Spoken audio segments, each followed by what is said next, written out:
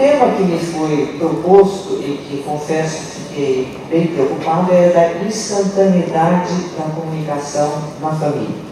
É um título paradoxal, porque a comunicação ela pode ser instantânea ou, na verdade, nós estamos confundindo comunicação com informação.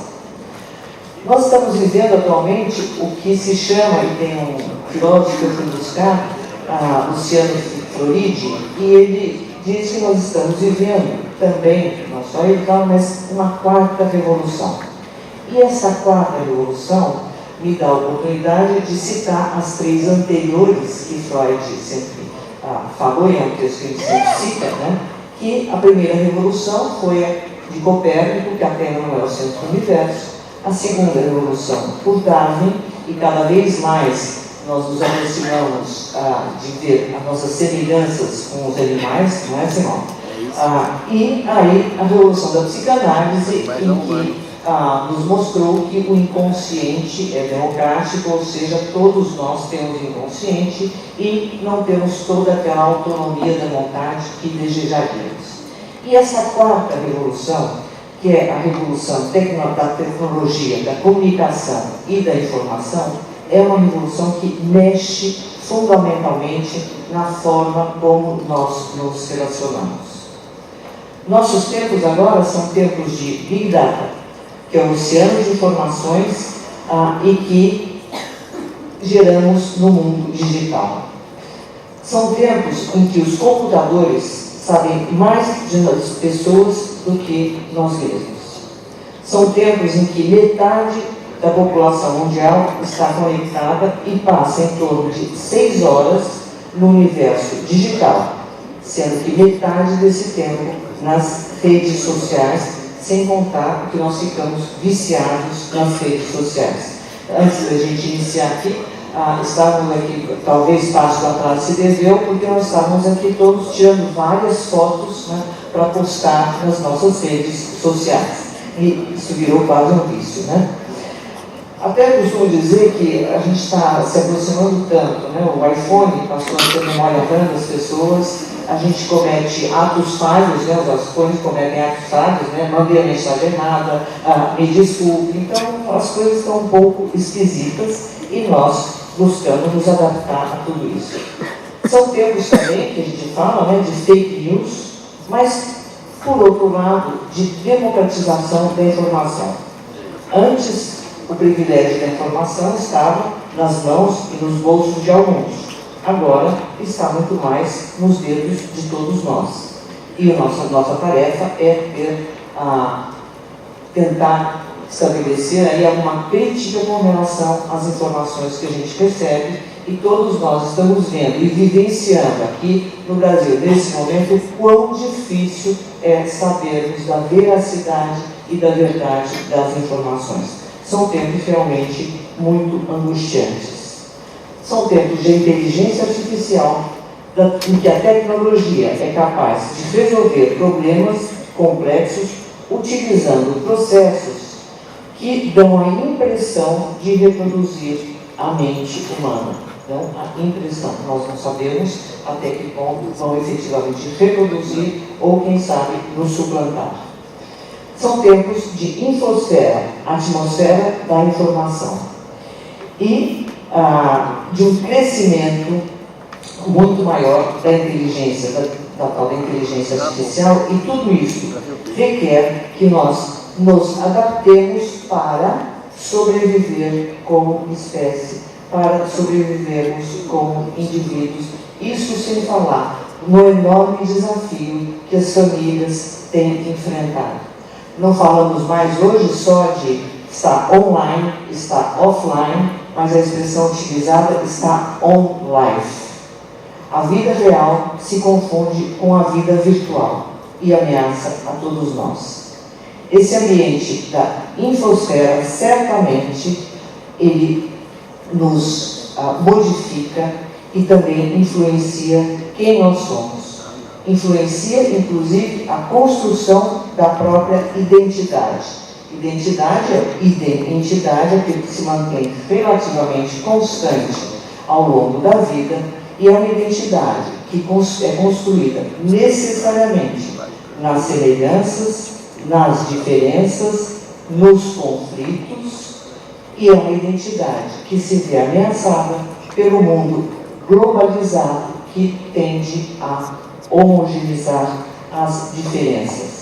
Nós hoje em dia nos transformamos muito mais em grupos, em tipos que são captados, inclusive, pelo uso que nós fazemos das redes sociais, em que nós acreditamos que nós somos os consumidores, mas, na verdade, nós somos objetos de consumo, porque os nossos dados são constantemente captados para que nós, então, sejamos abordados pelas propagandas e por aí vai, né? Pelo mercado de consumo, que também nos assola. Para construir a nossa identidade, então, nós necessitamos, né, de um outro que nos diga quem somos. E aí eu recorro ao Lacan, Jacques Lacan, um psicanalista, que disse que nós tínhamos, ele identificou uma fase do espelho que toda criança passa, aquela fase em que a criança se olha no espelho, ela se reconhece no espelho, mas ela precisa de alguém que lhe diga o que ela está vendo no espelho. Ela precisa de um terceiro que diga a ela quem ela é. E nós continuamos na vida, um tanto dessa fase de espelho, sendo que esse espelho hoje está se acentuando muito. Haja visto o dedinho, né? Os likes que nós buscamos, todos nós, aliás, né? Nas redes sociais, quase que viciados em quantos likes aquela foto que a gente postou recebeu, quantos não recebeu. Então esse espelho hoje é um espelho que tende apenas a refletir as semelhanças, a refletir uma vida de felicidade, uma vida maravilhosa, a tal da família margarina, né? E obviamente não reflete a vida real. Ela reflete só aquilo que é semelhante, aquilo que é maravilhoso, e não o que é eminentemente humano, que faz parte também a depressão, a infelicidade, as dificuldades, as angústias. Isso tudo não está refletido, obviamente, nas redes sociais. E nós necessitamos, então, deste outro que nos diga um pouco quem nós somos. Mas este outro tem sido aquele que só aplaude aquilo que interessa, aquilo que é bom, aquilo que é maravilhoso, e não a nossa humanidade. Vivemos tempos de imediaticidade, que é a satisfação imediata das necessidades e dos desejos. São tempos de consumismo, são tempos em que o futuro é hoje. O passado está nas nuvens, o passado, como diz o Anderson, né, não se apaga, né, embora se reivindique o direito ao esquecimento, né, mas esse passado que não se apaga, né, e o futuro é sempre hoje, e nós correndo atrás deste presente, sem viver, na verdade, muito o presente, atropelados por essa grande demanda de correr atrás da tecnologia. Foi-se o tempo que nós podíamos nos comparar às máquinas e buscar uma eficiência como a das máquinas. Nisso nós já perdemos há muito tempo e estamos ameaçados de perder ainda outras situações, e as situações que mais nos definem como humanos. Hoje em dia se busca muito a evitação das frustrações nesse tempo de satisfação. Então, se evitam as frustrações, se evitam também os conflitos. E isso é muito importante. Se evitam os conflitos. E aí, a gente não tem o tempo de elaboração, o tempo das diferenças, e acabamos caindo, não numa possibilidade de pensamento e de criatividade e de empatia, mas nós acabamos caindo até numa situação que nós estamos passando, que em outras partes do mundo também se passa, as situações maniqueístas de bem e de mal, em que as nuances, as cores não mais podem ser vistas. Então tem o grupo do bem, o grupo do mal, e aí temos todas as situações de xenofobia, todas as confusões e mesmo as ideologias, que cada vez mais são utilizadas, ideologias que vêm em lugar do pensamento, ou melhor, para impedir, inclusive, nossa capacidade de cedir nossa capacidade de pensar, nossa capacidade de sofrer, buscando o quê? A satisfação imediata dos nossos impulsos, a satisfação das nossas necessidades, uma vida que é virtual, mas certamente foge muito ao que é uma vida real. Fundamental, então, distinguir a comunicação da informação. Nós estamos cheios de informação, mas nós padecemos e precisamos constantemente aprimorar a nossa comunicação. Às vezes são diferenças sutis, porém sempre diferenças essenciais. E aí eu me lembro da psicanalista Françoise Dolto, que é uma psicanalista francesa, que vocês devem conhecer, aquela autora daquele livro, né, Quando os Pais se Separam, que a gente até poderia termonear hoje, né, os pais não se separam, mas vamos lá. A Françoise Dolto fala que o desejo mais importante e fundamental do ser humano é o desejo de comunicar-se. E é com base na comunicação que nós construímos. E essa comunicação não é só a comunicação verbal e a comunicação, inclusive consciente, diz só uma parte muito pequena da comunicação. A nossa comunicação ela é gestual, afetiva, cognitiva, e esta troca afetiva que nos faz tão diferentes e é tão importante para todos nós. É a troca afetiva com os diferentes e também os conflitos que vão nos fazer humanos. A diferença, então, com a comunicação, né, da comunicação com a informação, a comunicação, ela exige, ela demanda um certo nível de angústia, há uma incompreensão, uma busca de significado, né, enquanto que a informação é uma atividade, né, na comunicação, as pessoas têm que ser ativas, são dois polos ativos. Na informação, não necessariamente é assim, aliás, em geral, a gente recebe informações e sem ter, muitas vezes, o tempo de processá-las. Então, não é uma troca da informação que constrói a criatividade, constrói o pensamento, constrói a empatia. E os reflexos disso tudo na família. De uma família matrimonializada e patrimonializada e muito hierarquizada, nós temos hoje uma família muito mais horizontalizada e também vivemos em épocas em que se respeitam muito mais as individualidades e também as diferenças. A democracia está nas relações familiares. A família é a base não só da sociedade, mas sabemos que é a base dos indivíduos, da formação da personalidade, da realização da personalidade, é o que nós chamamos da família eudemonista.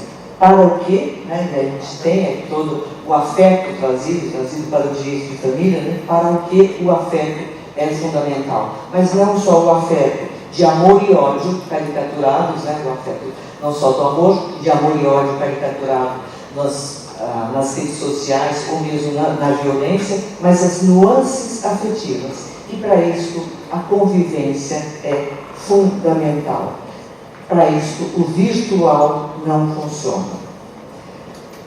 Antes nós tínhamos na família, né, uma diferença nessa família hierarquizada, uma diferença quanto à palavra. Então, os filhos, né, não falavam, tinham que pedir permissão, isso não faz tanto tempo, né, algumas gerações tinham que pedir permissão para falar. Hoje em dia, e o controle da informação também ficava por parte dos adultos. Hoje em dia há sim um acesso muito maior à informação, a palavra é dada a todos, quando não, um choque de gerações, uma verdadeira inversão, em que as crianças hoje, eu não sei se sou eu que tenho essa opinião, mas são seres esquisitos, né? Eles estão nascendo cada vez mais esquisitos, né? Porque eles sabem muito mais do que a gente olha assim, né? Então aquela autoridade que se exercia mudou muito, né? E a gente pede até para que os filhos nos ensinem, quando eles têm boa vontade, a gente cobra, né? A gente acredita, mas às vezes não é bem assim. Inclusive tem um movimento, né? Então, rede social, Facebook, mas essas diferenças entre gerações, ela é fundamental, e tem todo um movimento que nos Estados Unidos os jovens estão migrando do Facebook para o Instagram, para não ser justamente controlados, né, pelos seus pis, sendo que tem o Anderson falou, né, há toda uma discussão, né, quanto é invasivo, não é invasivo, quanto deve se controlar, não se deve controlar. Mas essas diferenças entre as gerações, elas continuam existindo. Atualmente as famílias, né, as famílias felizmente plurais, né, as fronteiras das famílias realmente estão cada vez mais se borrando, né? Então não temos fronteiras tão claras com toda a invasão que há da informação, da tecnologia, da comunicação e da informação. Essas fronteiras são realmente muito mais difíceis de se manter. Se nós temos hoje um maior respeito à individualidade, com todo esse cenário que eu coloquei, nós temos o crescimento de um individualismo, do egoísmo, da evitação das relações diretas, não mediadas pela comunicação.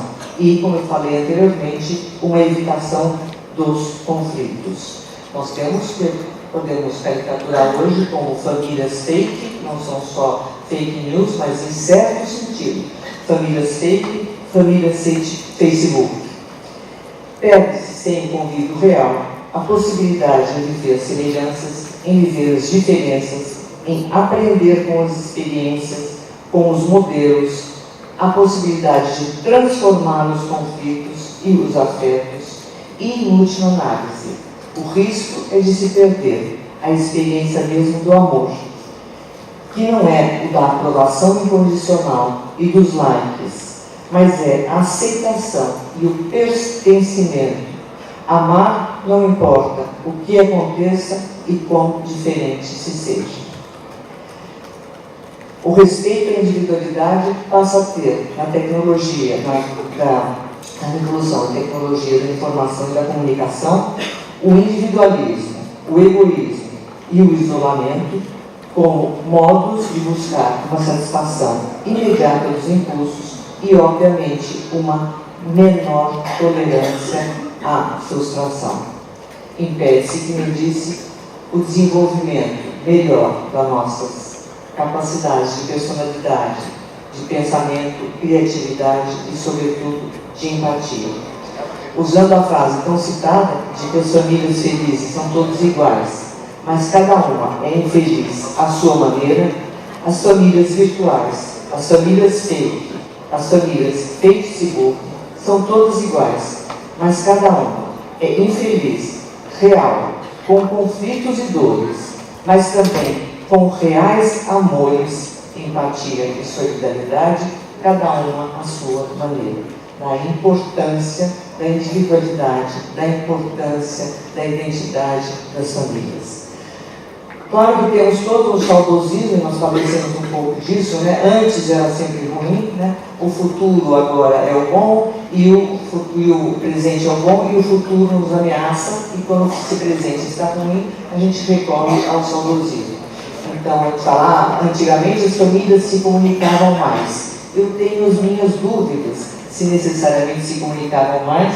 Não está tão longe aquela cena do pai atrás do jornal e o filho chamando a atenção e a mãe ocupada e o filho brincando ali sozinho. O que nós temos hoje, por outro lado, ou do mesmo lado, é uma reivindicação muito maior por parte dos filhos da atenção dos pais.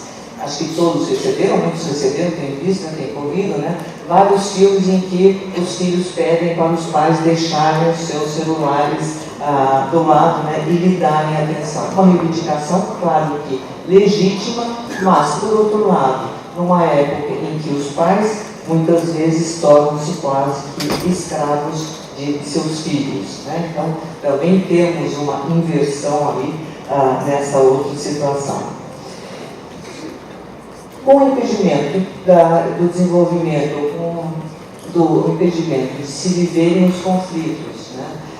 Com toda a avalanche de informações, com todos os likes e a venda, né? E nós compramos essa ideia de felicidade e imediatismo das nossas realizações, nós passamos então a desenvolver um pensamento mais maniqueísta, mais binário, sem tolerar a frustração. Algo que tem sido muito falado é o crescimento exponencial do suicídio, né, de todo o suicídio, sobretudo dos jovens e inclusive de crianças. Crianças um tanto adultizadas, né?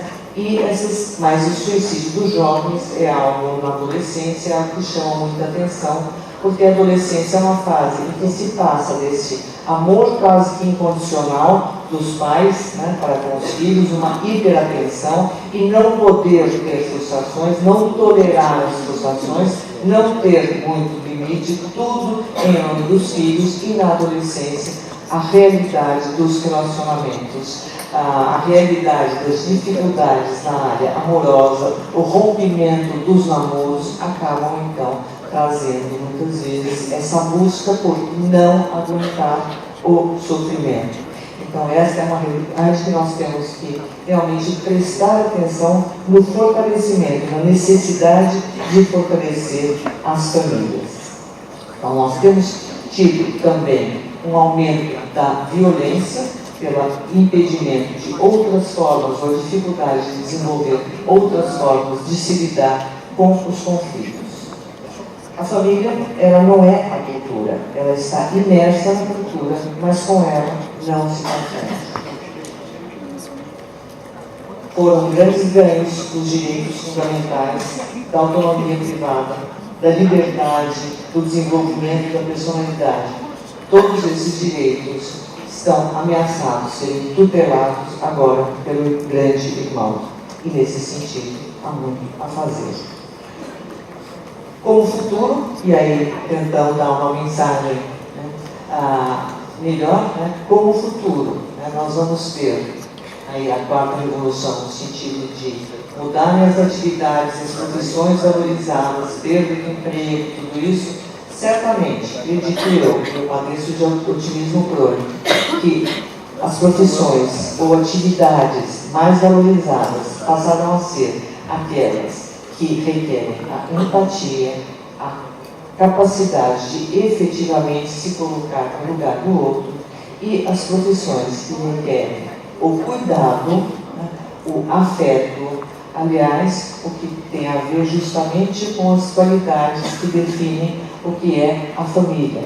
O cuidado da vulnerabilidade, não só das crianças e dos idosos, mas da vulnerabilidade de todos nós. Quem sabe, nesse futuro, possamos valorizar aquilo que fazemos na família, inclusive o que tenha sido atribuído há muito tempo como o papel das mulheres, de educar e criar os filhos e agora também dos homens. Quem sabe essa será a resistência da família a esta revolução da tecnologia, da informação e da comunicação. Muito obrigada. Muito bem.